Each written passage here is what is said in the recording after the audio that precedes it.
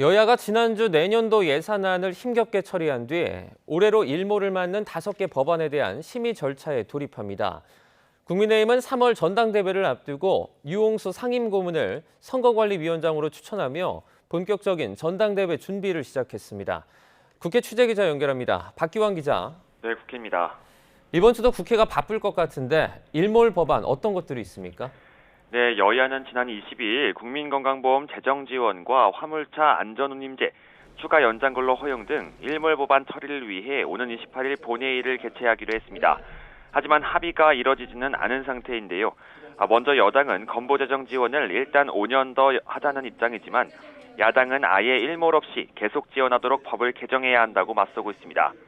여기에 화물연대 파업의 시초가 된 안전운임제 일몰 연장은 물론이고 추가 근로 시간에 대해서도 팽팽한 줄다리기가 이어지고 있습니다.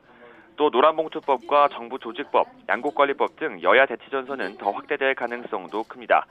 내일부터 상임위에서 쟁점 법안들에 대한 본격 논의가 시작될 예정이지만 이견이 쉽게 좁혀지기는 어려울 것으로 보입니다.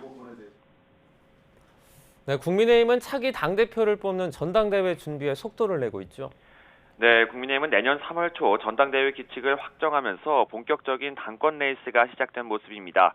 국민의힘 정진석 비상대책위원장은 오늘 자신의 SNS에서 사선 의원 출신의 유흥수 상임고문을 선거관리위원장에 추천한다고 밝혔습니다. 여당은 앞서 당대표 선거를 일반 국민 여론조사 없이 당원투표 100%로 치르는 내용의 당원당규 개정을 마쳤는데요. 선관위원장 임명을 시작으로 이번 주 전대 운영 규칙을 관장하는 선거관리위원회도 구성될 것으로 보입니다.